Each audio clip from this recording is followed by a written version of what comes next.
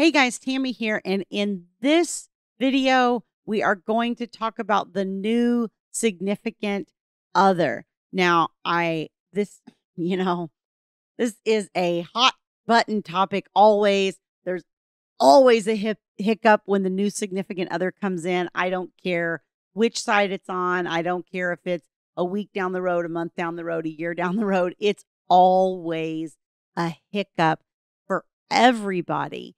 And I had a post in one of my groups this week that said, hey, new significant other. Do I talk to him? Do I not talk to him?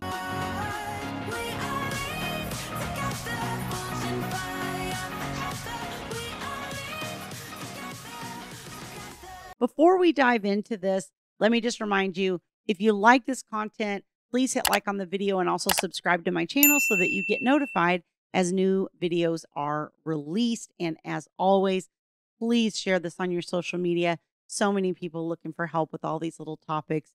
So we want to reach as many people as we possibly can. I always say, the specific question posed to me this week was should I communicate with this person or not? And I can already hear some of you going, oh, heck no, I'm not. I'm not communicating with this person. And if you're like me, the very first person that came in was somebody that my ex had an affair with, that ended our family. And so, yeah, I wasn't too keen on talking to her, involving her, or coordinating with her in any shape or form. Now, fast forward, and I mean, part of the problem with my ex is it's kind of been a revolving door every 4 or 5 years up until this most recent girlfriend, who I think has been around for about 10. But there were 2 or 3 that kind of went through in a period of, the first 10 years. And so that makes it difficult because if you don't think that person is permanent, well, it's hard to really be invested in developing that type of long-term cooperation with them.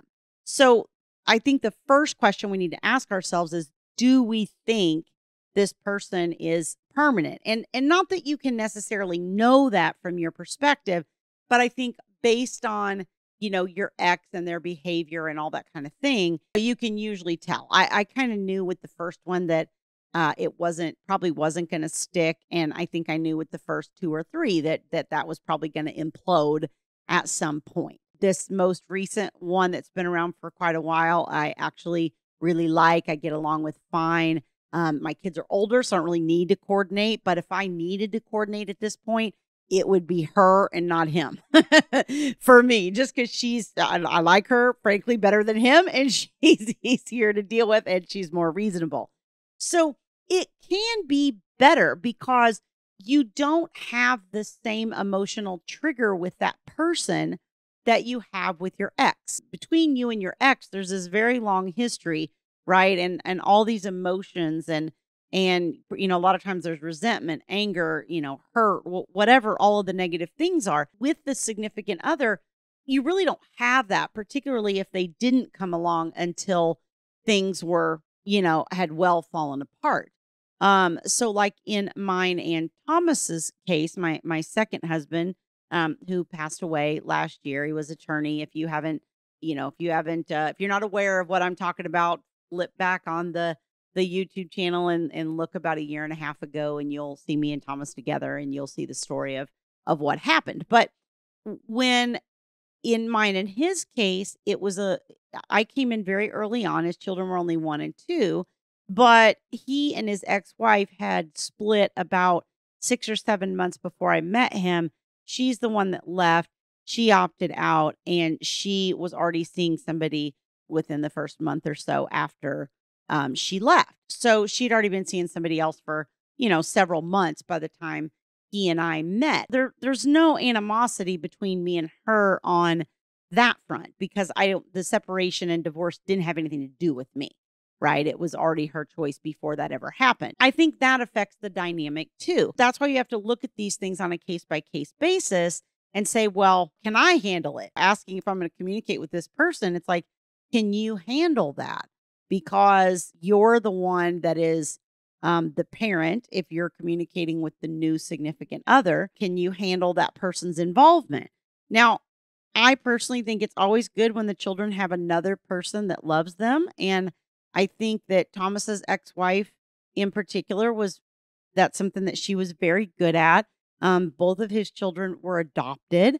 And so they had open adoptions and they have communicated with the families all these years. They already went into their parental roles knowing that there were other people in the children's lives that loved them and that there were birth mothers and birth fathers and all these other roles. So in a way, they had already kind of processed that acceptance of the children can be loved and can love many more people than just their parent. And some people are threatened by that. But if you are the parent, the thing I would tell you is they will never love the new significant other the way they love you. I mean, that just won't happen. I mean, children love their parents. Your parent is your parent. You get one mom and one dad, and that's kind of how it goes. Or two moms and two dads, I guess if you're in a same-sex couple. But for the vast majority of kids, it's one mom, one dad, and that's it. And I think that most people, if they were honest with themselves, really do have a little bit of a difficult time not worrying about the possibility of being replaced by that other person. But I am a walking example of this because, again, I came in very early on. My stepsons were 1 and 2. I changed diapers, like the whole 9 yards. I gave baths, right? All the things. I mean, I wasn't there from, birth, obviously. But I was there from very early on. And my younger stepson that was 1 actually doesn't even remember me not being present. He has no recollection of that. My older stepson has a little bit of a few memories before I got there. So in that case, it's like, do they love me? Yes. Do I love them? Yes. Do they love me the way they love their mother? No. Do I expect them to love me the way they love their mother? No. Do I love them the way I love my children? No, not the same. It's just not the same. And that doesn't make it a bad thing. I've also seen the opposite where I've seen families where it's like, oh, we don't use the word step. Everybody's a mom or dad. All these roles are exactly the same. No, they're not. A step parent role is not the same. And that doesn't make it a bad thing. That's a bonus parent, right? That's an extra person the child has that loves them. And it's okay that it's a different role than the parent. I don't think that makes my value any less in their lives just because I'm the stepmother. And honestly, with Thomas passing, it's almost like, they have 2 moms now. It's in no dads around because their mom and their stepdad are divorced. Here we are down to me and her, really. So again, I'm giving you these examples because it varies a lot with every situation.